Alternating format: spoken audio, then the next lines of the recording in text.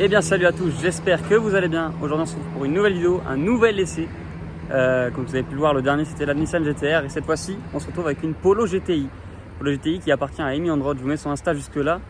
Et voilà, j'espère vraiment que cette vidéo va vous plaire. Si c'est le cas, n'hésitez pas à mettre le petit like et à vous abonner, à venir me le dire en commentaire. Et puis on se retrouve de suite pour le lavage de la voiture, quelques petits plans.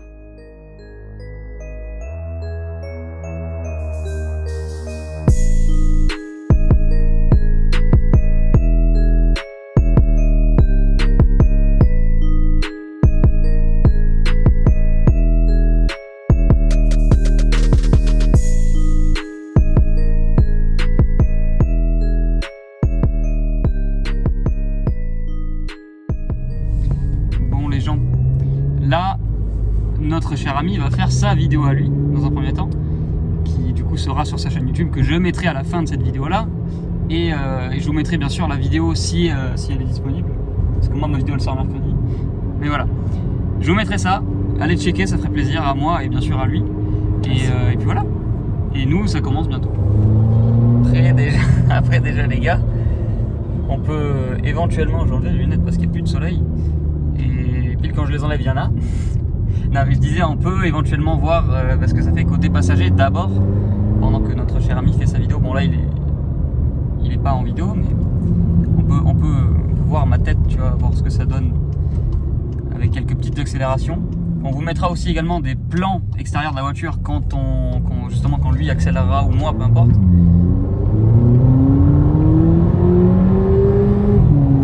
Mais là, déjà, c'est pas mal quand même. C'est quand même pas mal. Ça fait 200 chevaux, celle-ci. Polo GTI de 2019.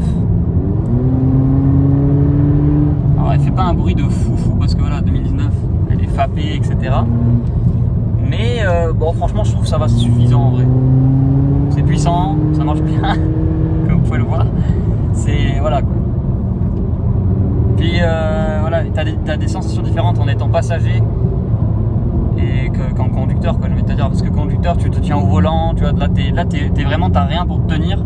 Enfin si, t'as les trucs, t'as même pas les trucs en haut, t'as la poignée de la porte, c'est tout. Mais du coup ouais, tu ressens plus de sensations en étant passager qu'en conducteur. Et de toute façon vous le verrez très vite tout à l'heure.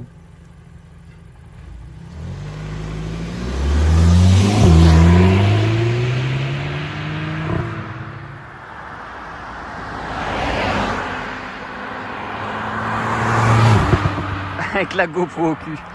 Incroyable.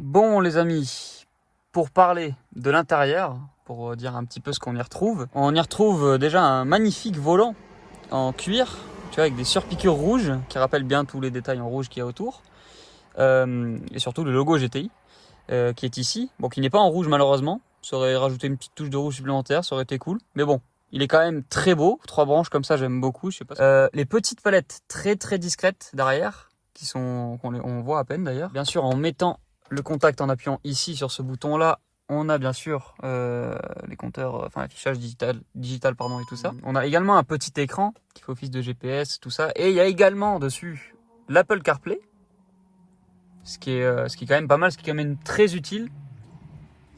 Pour ce qui est des sièges aussi, au niveau des sièges, on a des sièges du coup sport avec, je pense que c'est de l'Alcantara.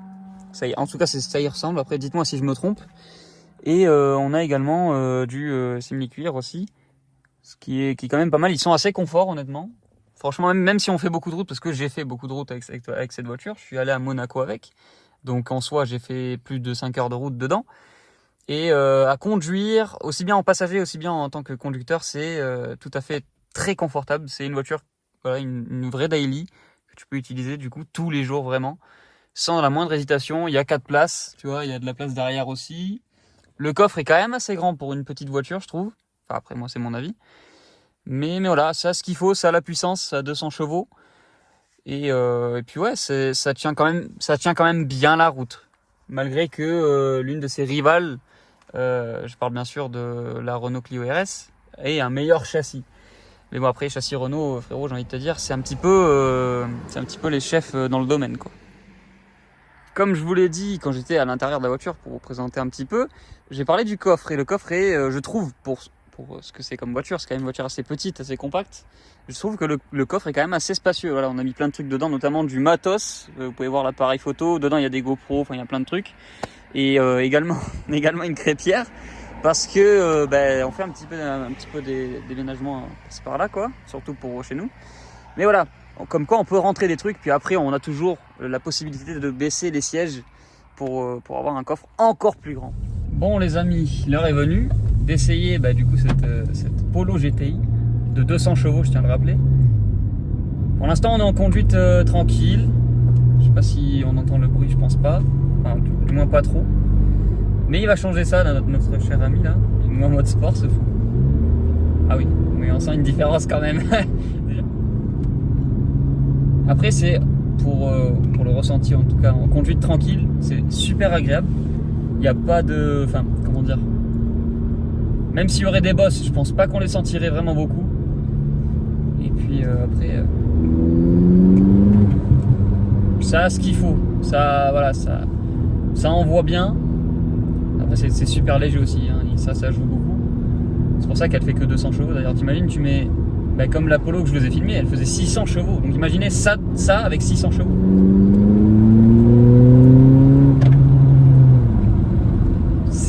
C'est incroyable, frérot. C'est vraiment une voiture... comment dire, c'est un karting. C'est un karting. La GTR, tu vois, c'était plus un missile sur roue. Tu vois, parce que déjà la carrure, le poids, etc. Puis la puissance, c'est pas la même. Et en fait, on peut tout aussi bien s'amuser avec cette voiture-là qu'avec la GTR. C'est différent, mais on s'amuse quand même, tu vois. On s'amuse très bien avec les deux. Il manque juste un catalyseur sport, je trouve. Ouais, pour qu'elle fasse un peu plus de bruit, ouais. Après, déjà, rien que le bruit comme ça est vraiment cool, je trouve. On entend bien la dump valve, si je me trompe pas, ou peut-être le turbo. Non, la dump valve. Voilà, on l'entend bien. Après, je sais pas si dans la vidéo on l'entendra par contre. En tout cas, nous, du coup, à l'oreille, on l'entend un petit peu. On entend que ça souffle, quoi, tu vois, c'est quand même bien. Puis même dans les virages, le comportement est quand même pas mal. Là, j'ai passé la vitesse avec les palettes. Comme avec la GTR d'ailleurs. Et je kiffe utiliser les palettes, hein. Ça, vous savez, si vous avez vu la vidéo de la GTR, vous le savez. Je trouve ça tellement satisfaisant, c'est un truc de fou. T'appuies, ça passe direct, c'est un truc de fou. C'est trop bien. Ça, c'est une invention qui est incroyable. Du coup, les gars, pour parler un petit peu de moi, cette fois-ci, dans cette vidéo-là, je suis parti en Suisse. Voilà, j'ai quitté la France, je suis parti en Suisse pour vivre, pour travailler, bien sûr, mais aussi pour vous faire des vidéos, de nouvelles vidéos. Donc, j'espère vraiment que vous aimez ce format-là. Il va y avoir du lourd, il va y avoir du très lourd, il va y avoir de la supercar. C'est tout ce que je peux vous dire. Je ne vais pas vous spoiler non plus les vidéos qui vont arriver, mais ouais. En tout cas, j'espère vraiment que ça vous plaît. Regardez les gars, ça c'est... J'espère que vous entendrez quand même un minimum le bruit. Ah, c'est vraiment ça, ça marche bien quand même. Et pourtant je suis pas le fou non plus, hein. Je suis pas à fond. Je sais même pas combien on était d'ailleurs, j'ai même pas regardé. Pas en km/h mais en... Non, après tu pourras accélérer un peu, t'inquiète. Ouais, non mais même, c'est ce que je voulais faire passer comme message, même en roulant pas comme un taré, on peut s'amuser avec le bruit de la voiture. Et même la sensation d'accélération, elle est quand même pas mal aussi.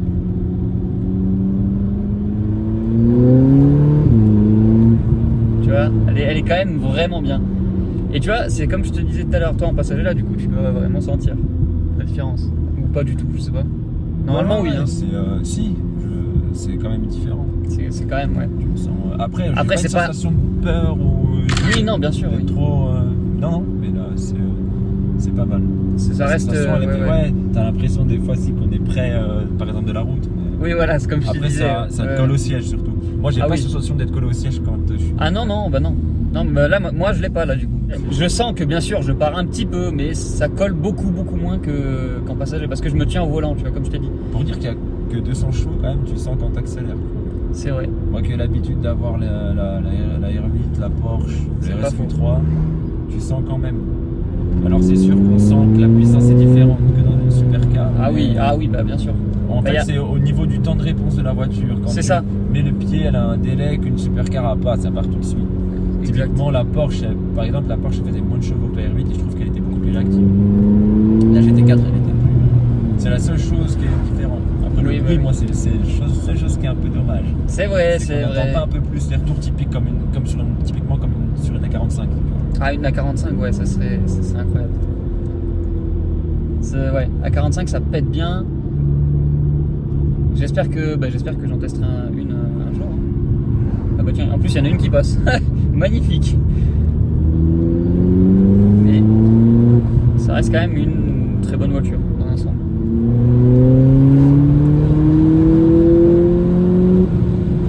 Ouais, ça envoie de ouf quand même.